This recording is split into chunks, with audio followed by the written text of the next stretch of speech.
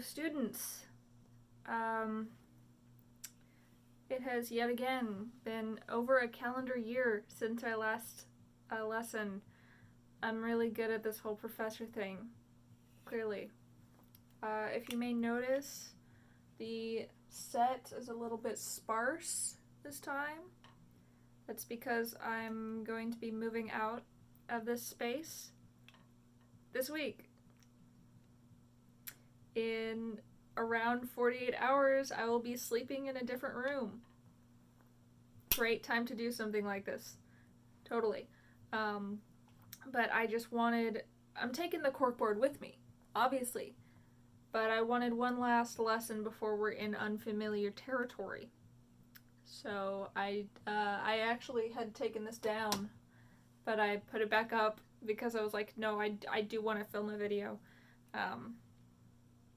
It's weird. I barely do this thing, but I feel like it's the thing that I do, but I never get around to it. I guess that's the ADHD, whatever. So far in our lesson plan, we have been really looking at the events of the comic and just talking about those in detail and not really elaborating on any theories. But now we're at the core of the curriculum. So I'd like to take a step back just for a sec, go back over some stuff, and then dive into what's to come. See, these sunglasses are my signature, but I like can't see with them on, so if you remember, you can't read this, it's fine, I'll help. So through 2005, Christine posted a lot, all of this in 2005 onto that old tripod website, just getting content up that she had been working on throughout the years. I wish this was flat, oh well. But just all of this content uploaded to no one, uploaded to the ether. No one was seeing this stuff. No one was nitpicking her. She was just free form. Here's my art, you know?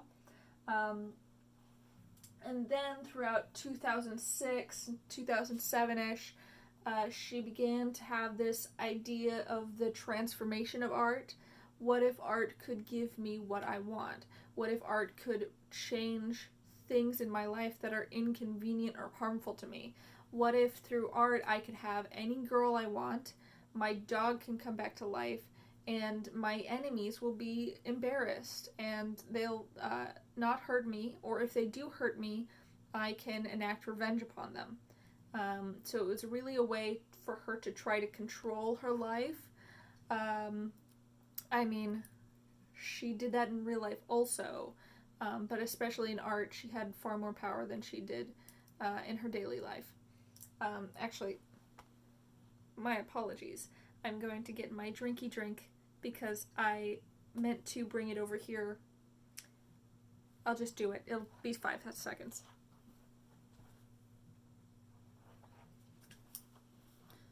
Yes, it's another big dumb Dr. Pepper.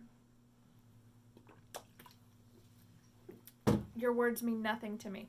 Anyways, so that was through 2006. And now we're in 2007-ish. We're going to go into 2008. I'm actually going to talk... I think I actually have a lesson plan this time, which I know is crazy. But just go with me here, okay? So that was through 2007. That also includes the secret back catalog. You know, those side episodes where she depicted normal mall cops and she beat the shit out of them. Yeah, stuff like that. And so that was just her doing her thing. No one was commenting. No one was seeing this, even though she was advertising herself in her local college and the local mall. No one was seeing it. Until 2008. Issue 7, which we will talk about in a little bit. Episode 13 is when things go bad. And I think we'll talk This is, this half of the board that we have not talked about for 4 years, we're gonna start talking about it. There's a lot of things here, which you probably can't read, but most of them start with the year 2008. Megan Schroeder ends in 2008. Gameplay starts in 2008. Jimmy Hill, Clyde Cash, Blanca, Encyclopedia Dramatica. It's where it starts. This is the start of the downward hill. And it doesn't stop until we reach hell. So, with all that forward out of the way, I think if I remember anything later, of course, I will interject with it at a completely inopportune time that will confuse you, just like always. But with all that out of the way, let's jump right into episode 13. Now, where we left off, what we last talked about was 12.5, One Lucky Dog, which was about his dog Patty, which does not have to do with the cliffhanger, but that's what we talked about last. What happened before that was episode 12 proper. And I'm just going to refresh your memory. Hopefully, if you're a true and honest fan of me, you've come right off of watching the previous video, so you probably remember. But for me, it's been a year and a half, so let's just do this. At the end of that episode, Chris's mirror twin, Crystal, who is really not important to anything and is deeply forgettable, got trapped in a dark mirror by Sloweel the Witch. Mary Lee Walsh trapped her in the dark mirror, and it was a cliffhanger. It was like, oh shit, she's trapped in there, how are we gonna get her out? It was just like a in-fight cut, which was a great place for me to leave off a cliffhanger too. Yeah, good job, me. But episode 13 picks up in media res. They're still in the fight. Sloweel is like, haha, bitches, I won. And then Sailor Megan fights her off, does a sick guitar riff, and she is so scared of music that she flies away. But then she abandons the dark mirror that she trapped Crystal in, so the Sonichu team obtains it so they can try to crack the code of how to get Crystal out. I don't think they ever do. I don't remember. I don't think they ever do. But anyways, they take the mirror and they bring it back to the mayor's office because Quick is the mayor. And they bring the mirror back to the office and they just sit around this big long table like it's the fucking, that Da Vinci painting, the Last Supper. They sit like it's the Last Supper and they're just having all this crosstalk. And honestly, I've gotta admit, I think my standards have been lowered because my brain has been fried by reading Sonichu so many times, but I think this issue contains the most, like, developmental, actual dialogue conversations. Like, things are happening. People are having thoughts that are not just, like, Chris's mouthpiece thoughts, you know? And they're arguing with each other, and they're having different theories and stuff. It's kind of good. Punchy and wild for definite are just, like, they're actually doing things. It's crazy. But that's not the point. So they're talking, they're like, how do we do this? I don't understand. How do we get her out of there? Oh my god, she's such an evil witch, etc. Pass the butter. And then Magic-chan has, like, 5 pages of exposition, how he explains, okay, here's what we have to do. So there's this thing called the Sonichu balls. This is just the Dragon Balls, but colored like Pokeballs. And they're Sonichu balls. I don't know how they exist, since Sonichus as a species did not exist until a rainbow, like a couple years ago. I guess it's another thing that flew out of that rainbow, all the way back here. Oh, all the way back here. Remember that rainbow that keeps doing stuff? It's doing more things, and it will keep doing things. Keep an eye on that rainbow. But Magichan is like, yeah, we've got to collect all of the Sonichu balls. There's 7, I think. It's not like it matters. And then Magichan realizes no.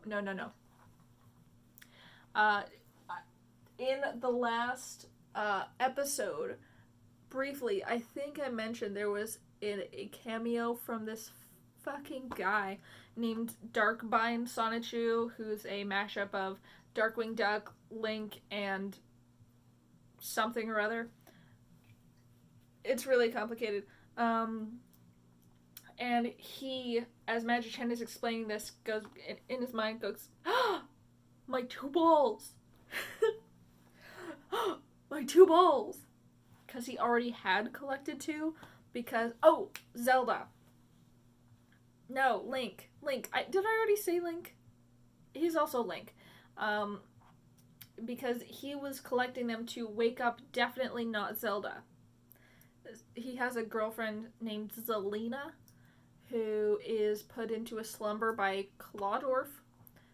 This never comes up again. And so he was already collecting some of them so that he could wake up Zelina. But then he is forced to just give his up to help Crystal instead. Can we not do both? And this also never comes up again. I think Darkbind disappears except for a couple cameos. It was really a good use of our time, guys. But so they already have 2 balls under their belt because Darkbind just happened to have some, which I guess cuts down on the MacGuffin quest a bit. They're talking about it, and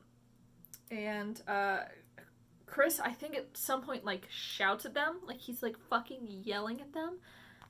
It's so weird, but they get interrupted because, you remember the mayor's office is in a mall, which is where a mayor's office would be. So, literally downstairs from them, there's a jewelry store. There's several stores, but one of them's a jewelry store, and it gets broken into literally right below them. And it got broken into by Black Sonichu, Blatchu, Blake, Blatchu, and some other fucking guy. We don't know who this fucking guy is, and we're like, who is this? He's puke green, and he's wearing harnesses, BDSM harnesses. And he's really weird. Honestly, how did Chris know how to draw those? Did Chris do some Googling? Did Chris look some stuff up to figure out what harnesses look like? Food for thought. But anyways, they race, mostly just Chris, races downstairs to see what the break-in was, and it is revealed that this brand new green Sonichu is actually Nate Cirque. Remember Nate Cirque? Giovanni's son? As it turns out, he's the evil double. Of course he is. His name is Christian backwards.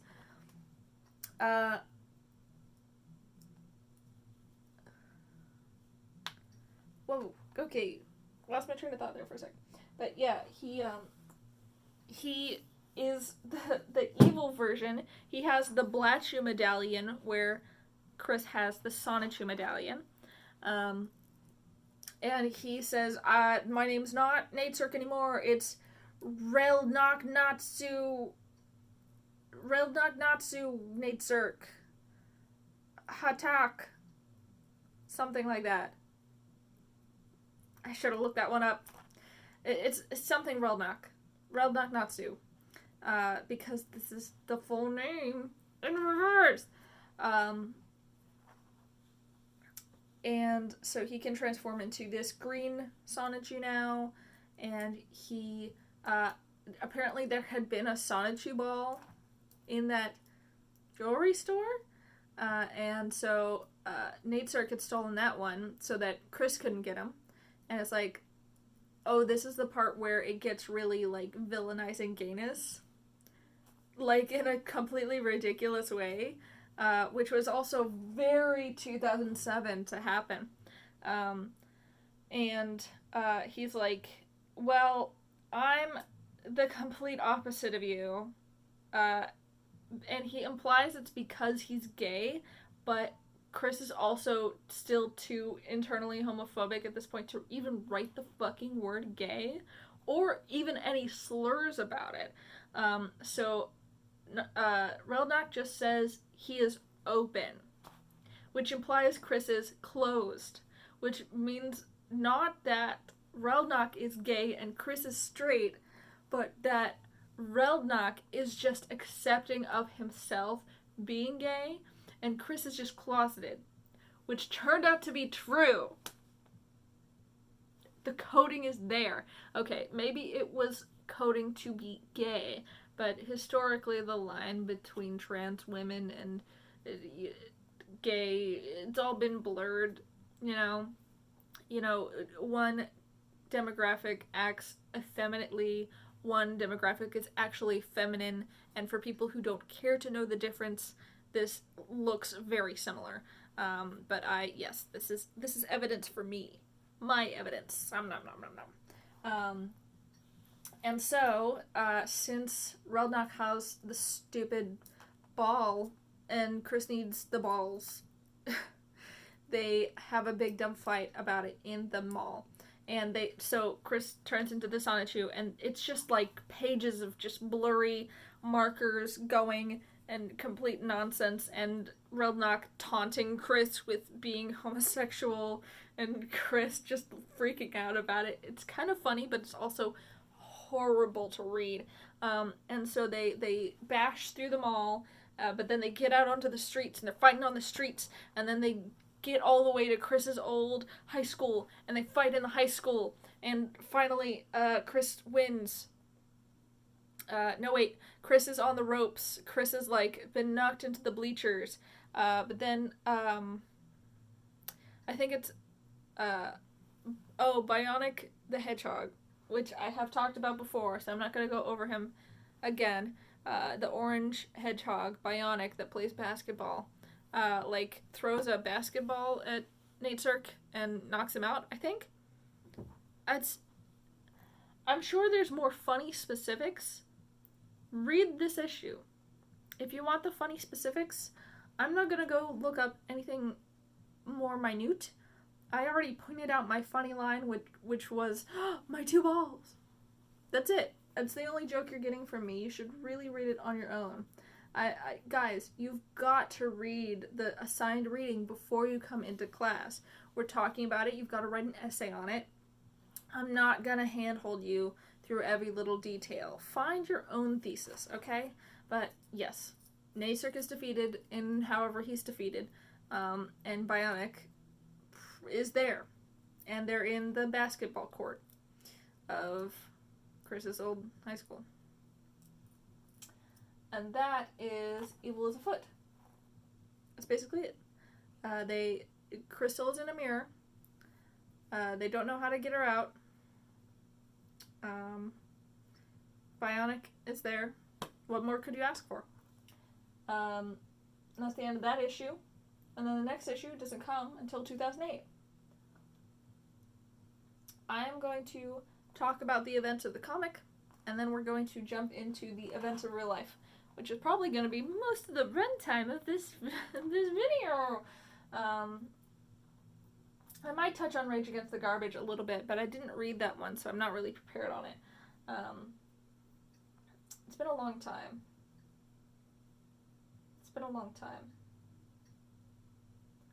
The way that Chris returns to his old high school in this issue,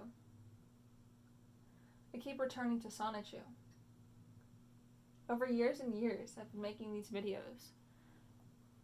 I meant to just make the video in one go. It would have been a really long video, but I got too tired, so I put it off. And I make these different episodes, trying to get through all the content that I know about, that I've absorbed over the years. That issue came out when I was 9. Sonichu started when I was 7. I was existing when this started, but I certainly wasn't reading it from the beginning. I'm only a little bit older than this series. Do I keep returning to it? Just like Chris keeps returning to high school for graduation? Like it's a better time? Is this really better? Do you see this? Does this look like it's better? When am I gonna leave Sonichu behind? When am I gonna grow up? But regardless,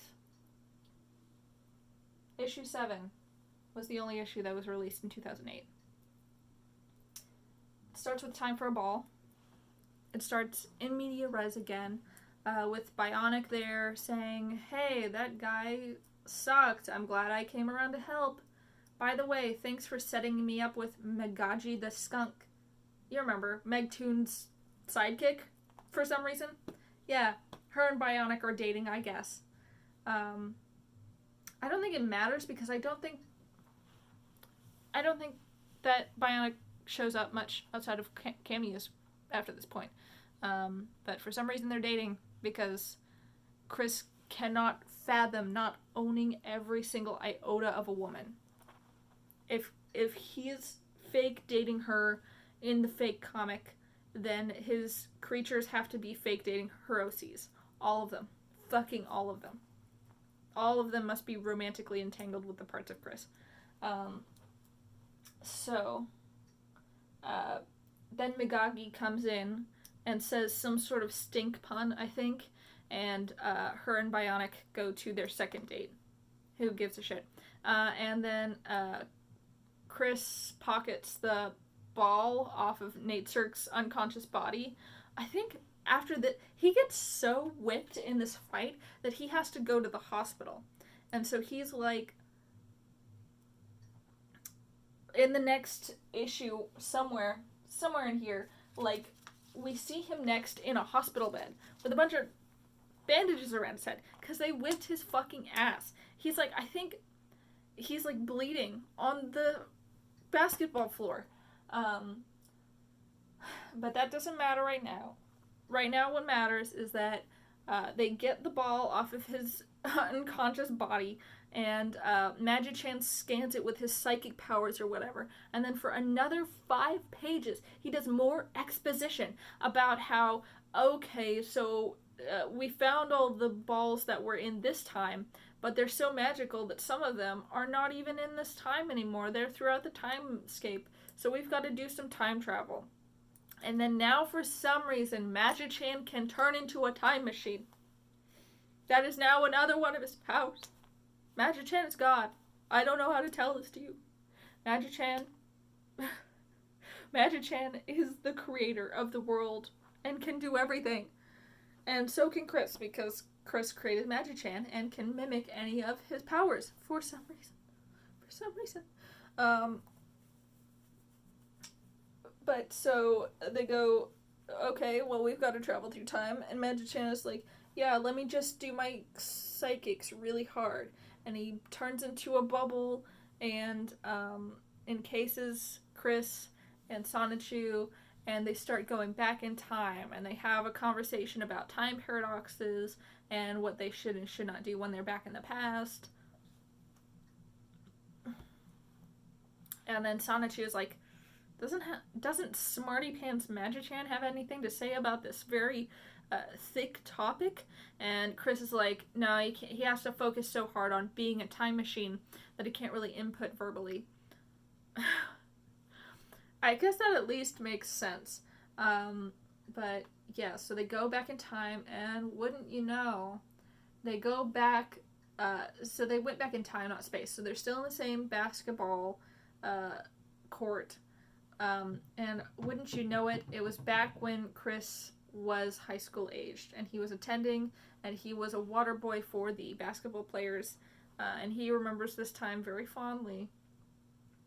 But it seems from context clues that Quick could not pick up that they were bullying him.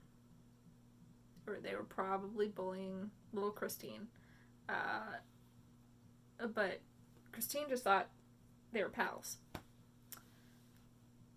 this is pretty common when it comes to stories of Christine's high school years, or any years, literally any years, all of the years. So they're back in time, and they're like trying to figure out, okay, it's back in this time, but where is it exactly? And they figure out that at one point during the game, Christine gets hit on the head with a basketball, and that basketball bounces off. No, wait, it is the ball. The Sonichu ball gets thrown at her head, but then it's like swapped with a basketball. But basically, at that moment, when in real life, I think sort of, but it's also sort of mythologized. At the moment when Christine was hit on the head with a basketball all those years ago, that was when she got the idea for Bionic, her first OC. She was like, what about a hedgehog that plays basketball? Extremely inspired. You definitely had to have an injury to jog that one, huh? But without Bionic, Sonichu probably wouldn't exist, because it gave her the idea to make OCs at all. So, it's something, it's in her old locker or something, I don't fucking know. They get it, and then they're like, okay, let's go back to the present, but something with Magi-chan's time machine fucks up, and so Magi-chan and Sonichu get back to the future. But Chris falls out and gets stuck in the time void. We're gonna be here for a bit. Oh, right. So, time for a ball, I don't know. And time hogs, it all just kind of blurs together. It's just kind of one thing. There's no real need to separate 14 and 15, because it just kind of goes. But, yeah, that's what happens at the end of Time Hogs. Chris gets stuck in the time void, and Sonichu and Magi-chan are left to continue doing his will in the present time. I believe that he's going to stay in the time void until, like, episode 19. So he's in that fucking time void. So he's just sort of it's like this purple expanse, this floating place of a bunch of dates and pop culture references. And he floats and he thinks and he gets visions of the future. And this is a convenient way for Quick to update her comic self to what was happening in real life. Because the thing that she really liked to do is she liked the comic to be autobiographical, not really because there are magic hedgehogs in it, but like that it would follow the events of her life pretty much accurately and on time. If things got too sped up, too many things happened too fast in her life, she couldn't draw fast enough to include all of it. So she just included all of it in one page. There's a lot of like thought bubbles floating around Chris that are like, oh my gosh, I had a huge fight with Megan. What? People are trolling me online? That page exactly. Through most of Time for a Ball and Time Hogs, trolls had not found Chris yet. But suddenly, on this page, it's updated. Oh crap, the internet discovered me. All this drama's happening. Oh my gosh, my favorite game store is banning me. My best gal pal is mad at me and she won't forgive me. I don't understand what's happening. There's all this stuff. I'm getting overloaded. Actually, this is a bit unorthodox.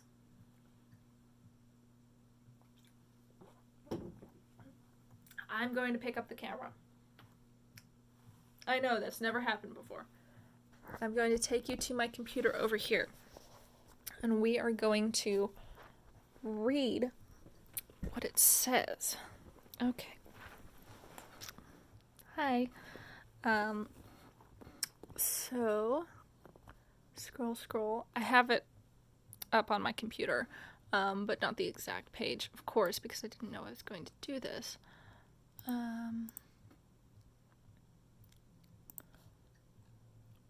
Okay. So, Sonichu 7. Blah, blah, blah, blah, blah.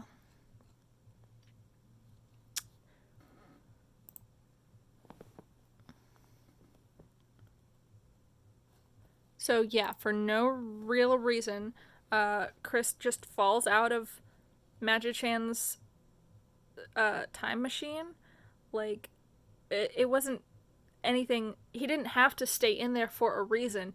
He just kind of fucking fell out.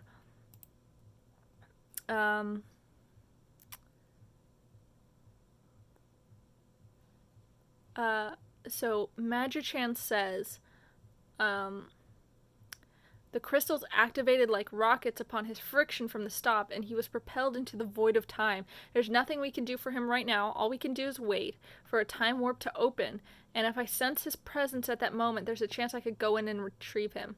The time warp may open at any random time in the future. What an exact science. And then Sonichu informs Rosachu that this is happening, and is consoling her, and says, Magi-chan told me that he will survive, but depending on events between now and when we can rescue him from the void, he'll either feel richer or poorer in emotions. That's the quote that I was trying to find. I was trying to remember why the fuck he says that. But he's basically God now because he, in the time void, he watches over everything that's happening, and also everything in the past and in the future, kind of. And then the page where Chris is just like floating in the time void, it says things like, random new memories popping in my head. What? An email from Megan dumping me, but why? We'll get to that. Vanessa Hudgens and me? She is cute. We'll get to that. 4centgarbagemagazine.com? Mocking me? Slanderous filth? We'll get to that. Joshua deceived me. We'll get to that. A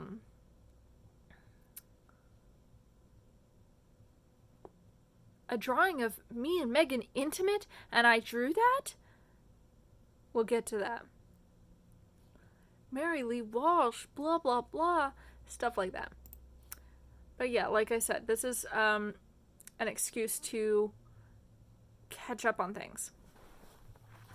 Things in the real life that Chris would rather address in the comic, because like I was talking about in around 2006, the power of art to control and change what torments Chris. And so that's where Time Hogs ends, just with Crystal's not out. Chris is now also trapped in a purple void, also twinning. So, with all that crap, the time void, let's come back over here. Megan Schroeder, from 2005 to 2008. They met at the Game Place, the local game store at the time. I think it's been shut down now. So they met there, the card tournament, and they were friends for a while. But a friendship of 3 years, it's not long enough to put up with some kind of bullshit. Chris developed a crush on her and went way too far, as Chris always does. Chris, of course, at the point of these comics, became infatuated with her to the point of trying to manifest a relationship, and drew several artworks. At this time, this actually coincides, I believe, with Encyclopedia Dramatica. Now, see, you'll notice that there's a lot of colors over here. I have color-coded these, or I did a long time ago, and honestly, I think I should reevaluate and change the colors on some of them. But it's kind of too late. I would have to, cut out new paper. I'll do it later. Basically, the colors of the papers escalate the amount of damage that these things did to Chris's psyche. So, Megan's white. The game place is yellow. That's the next step up. Yellow is like a little bit, but not that bad. I think I should definitely change this for the game place. Orange is worse. Red is the worst. There are only 3 reds. One of them is Encyclopedia Dramatica. They discovered him in 2007 and began, lolcowing. Quick was one of the first lolcows. And so they made... I imagine at the time, I don't think I've read the original article, but I imagine at the time extremely offensive. And if something like that was written about me, I bet I would get pretty mad too. And I would also want it taken down. I can't imagine anyone that wouldn't want a page like that taken down. Not that I know the contents of it, but just context clues, guessing. I would probably not want that sort of thing directed towards me either. But, so they made a page, it said things, and put examples of art, and then people started drawing fan art. Most of the fan art was gross in nature, was insulting in nature. It was not like a redesign of Sonichu. Hey, in my professional art style, here's what Sonichu would look like if it was not bad. But it was like grotesque, drawing Chris very, very, very fat. And the thing that sparked Chris's ire the most, which is very funny and ironic these days, was people would draw Rosachu with a dick. Chris hated that. Chris hated that more than the fan art with vomit in it. Chris hated it when they gave Rosachu a dick because it was destroying her femininity, whatever. Wow. More evidence for me. Anyways, but yes, hated it when there was Rosachu dick art. So Chris found this page and started trying to edit it with true statements. Like some of the tongue-in-cheek sarcasm had something that was not accurate, and so Chris would edit it to be accurate and gave out way too much personal information.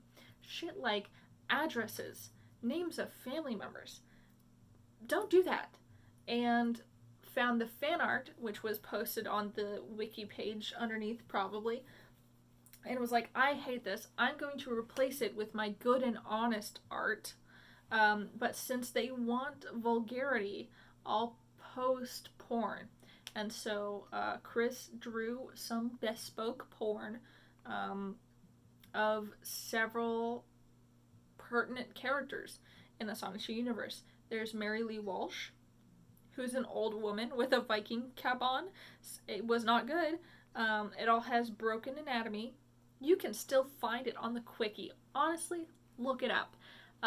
Chris drew a few of these images, and I'm not going to describe any of them except for one. I believe the file name was She Came for Quick. It was of Megan. It was not of a fictional character like Slaweel or Rosachu. It was of a real person that Chris knew in real life. Megan. And I don't remember how it happened. Maybe Chris sent it to her. She happened upon it, stumbled upon it, or one of the Encyclopedia Dramatica persons found her and sent it to her. I don't remember which one happened. I'm not even going to speculate because I don't know. But it was found and seen by her, and I feel really bad for her that she even had to see that at all. And so, since Chris drew porn of her, she cut contact. And Chris was very sad and didn't understand why. Which makes sense, given Chris's conditions that she wouldn't understand. And things like this should have been explained to her better when she was younger, before she got into a situation like this. I bet if you asked her today and brought the thing up again, the situation up again, she would still not know why.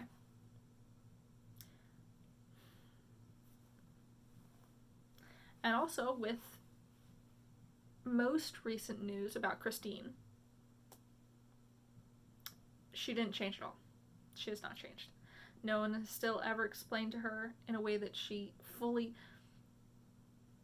absorbs. She has never fully absorbed the concept of consent, sexual conduct. There's no winning. There's no winning. This is the beginning of the end. All the way back here. And I believe that certain events would not have happened without certain other impetuses that happened several years later. But the seed was always there. It just needed the worst people possible to come around and give it the worst water to grow with. But that's Megan. She's out of the picture. I believe she's not in the comic anymore. Chris may kill her off because Chris and Megan are done. But anyways, in that way, Encyclopedia Dramatica won a little bit. And for the next 3-4 years, this battle will continue to be fought until the ED people get bored. They just get bored. Chris doesn't win. They just get bored. And then the gameplays. So Chris used to go there a lot. Got banned. Continued to try to go there and had just fights all the time. Was always having misconduct. They held game tournaments. Chris didn't know how to act, so they kept kicking her out. And then at some point in 2014, which is a little bit a ways away from here, but Chris got banned from the gameplays. And so they would lurk. Chris and Barbara, who is Quick's mother, would lurk outside the store trying to find a way to get back in. And they ran over the owner and proprietor, Mr. Schneider, and got taken to court. And that's a whole nother long story that I'll get to when it's time. Clyde Cash. Clyde Cash is a 4chan troll, I don't remember, who began in 2008. He used the avatar of a Guido, of a heavily tanned Italian-American, Jersey Shore schnooky, orange guy. And Chris thought this was his actual face.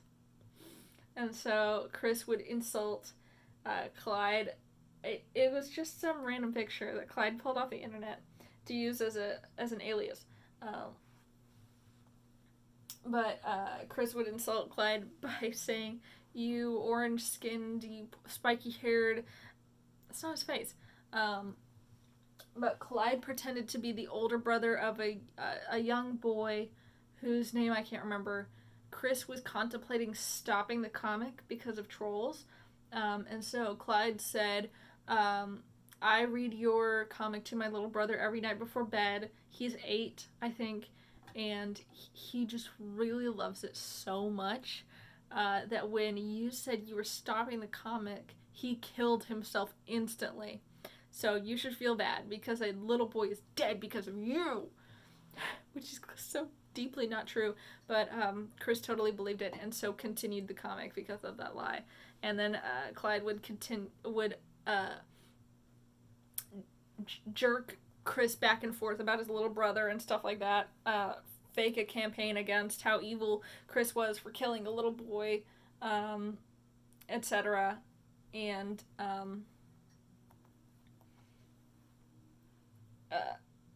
eventually Chris recognized Clyde as an actual full troll. Jimmy Hill, it's a white tag, so clearly did not affect Chris that much. I don't remember what happened. I'm sure it's really interesting. I don't remember what happened. I'm sorry. Look up Jimmy Hill on the Quickie. I'm sure there's a story there for you. Go ahead. Bonus reading. You'll get extra credit points if you tell me who Jimmy Hill is. Oh, gosh. So, Clyde Cash was pretty bad because he only operated for 2 years of the time span, but during those 2 years he was really active. It's like when you have a thread in a forum that's just popping off. He was always in the forum. Top poster. But after that, we have, this is the little corner of girlfriends. The girlfriends that are happening. The first one was Blanca. She was just a fake woman. She was a troll pretending to be a woman who was in love with Chris. From August to October of 2008, Blanca found out quite a bit of info on Chris and shared it with the rest of the trolls. A lot of embarrassing things happened, but, quit pretty early. Said, hey, I was not real the whole time. I think even Blanca has a short cameo over here because Chris had written it in as a new sweetheart and didn't write it out, just released it. Didn't write it out. Was just like, well, and it lasted so short too. So you could have just scrapped those pages before uploading them or changed it or something. But no. Blanca remains stained forever. Then there was Panda Halo, who was mostly just the same grift. Same thing, except pandas now. Panda Halo could actually draw and drew a couple of pieces of Sonichu fan art, like a redo of the original cover, I believe.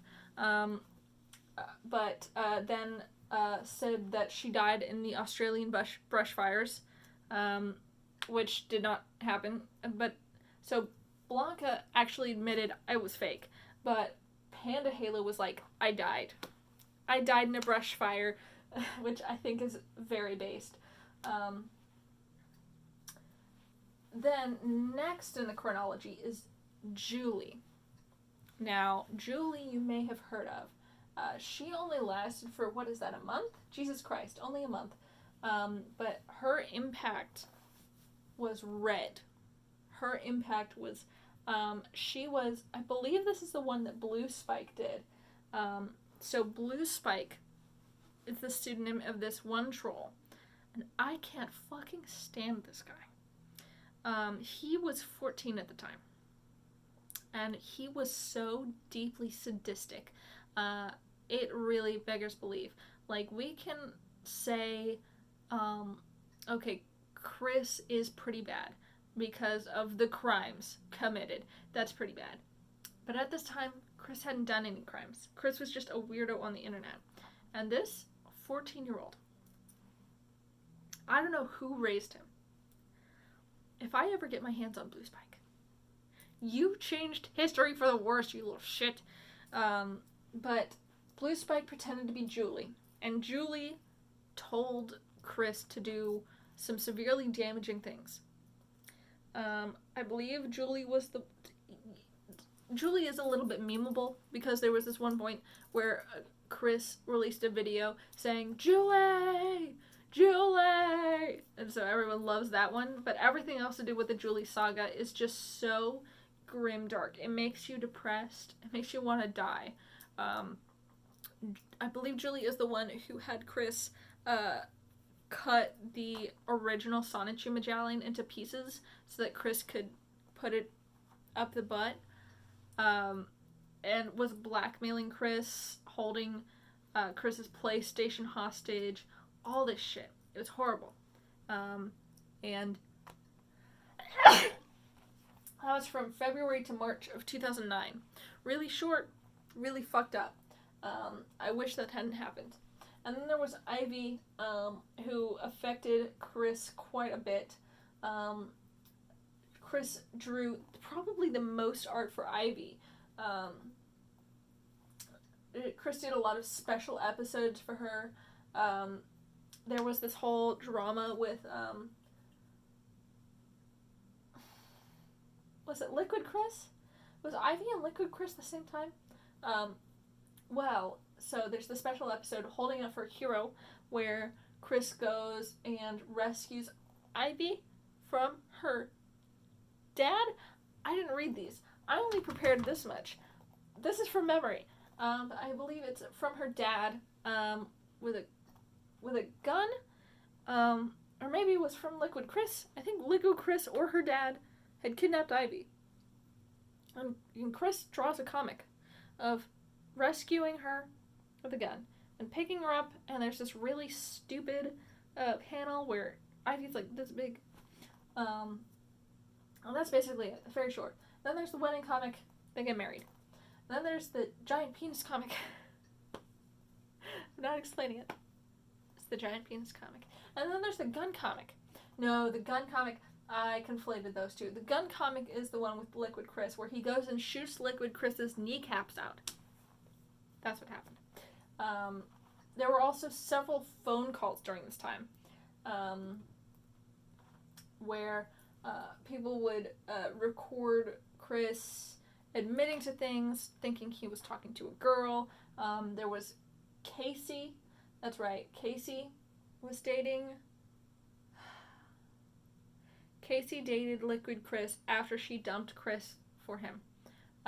Liquid Chris was a Chris impersonator who was honestly, he affected Chris quite a lot, apparently, due to this orange tag. He's one of my favorites. He actually did it right. He just sort of goofed around, dressed up like Chris, did a Chris impression, played some songs, beat him in a contest. Everyone looked kind of silly. Even Liquid Chris. What are you doing? You're dressing up as another person. And then once Liquid Chris was done, he was done. He left. He's a doctor now. It's pretty cool. But in that rivalry, there was this girl named Casey. She was a real girl, but she was also a troll, who wanted to date Chris, but Chris had to shape up first. She had an ex named Something who was obsessed with boats to parallel how Chris was obsessed with PlayStation games and the tugboat. I was just really interested in boats. And then Casey's dad called at one point and just really gave Chris the what for, but it went right over. Like, it was really good criticisms, but it's not going to affect someone that's not listening. And then Casey left Chris to go with Liquid Chris, but Chris was like, Casey would never do that to me, she's been kidnapped. So he drew a comic where he rescues Casey and shoots Liquid Chris's knees out, which was a pretty, it was the first time that Chris had ever, like, non-cartoonishly expressed, yeah, I would do violence to another person if I could. Like, all the other times, it was just, like, mall cops that are shaped like coconuts. This was a real, tangible guy that he wanted to shoot the kneecaps out of. But that was that. There was also Vanessa Hudgens, who was clearly a troll. He was catfished into thinking that the real Vanessa Hudgens wanted to be his girlfriend. And that ended pretty quick. There's also the Miyamoto saga, where someone catfished him as Shigeru Miyamoto, who wanted to make a Sonichu game. He also pretended to be Reggie Fils-Aimé at some point. And that's really complicated. I would advise you read about that. If I read up on it, I could probably give some insight to it, but I don't have it prepared. But that's, yeah, there's all this shit going on. I will not touch on these. The last one I'll talk about is, this says it's the Wikipedia and Asperchew. It happened from 2009 to 2012. So the Wikipedia, so Chris was just uploading these things to a tripod site. and it's not super secure. So people re-uploaded it onto the Wikipedia and also started documenting. That's what the Quickie is. The Quickie is the modern Wikipedia. And we will get into the specifics of who runs and what entails the Wikipedia when we get to about like here, or here-ish. Like we'll get into it. Just know that the Wikipedia is the old style Quickie. And also, the Quickie's up again. Yay!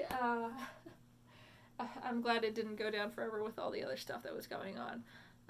Please, archive.org, please. Keeping your files is so important.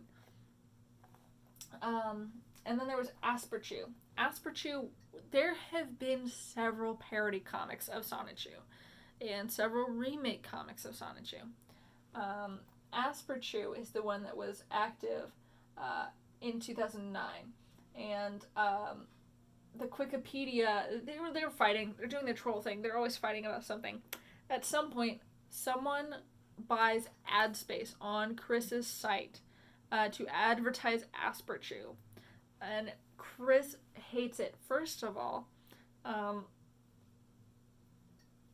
believe Chris is there's some sort of like autism supremacy thing going on. I think what it was at the time was that Chris really hated people with Asperger's. Chris was high functioning autistic, maybe was the label, and thought that Aspies were just like not as good. Just like this weird internal supremacy thing going on. And so was mad about that, and was also mad about how all the characters in Asperchew had autism, because Chris's characters do not have autism. They are perfect and good and not broken like autism is. They're better than Chris's.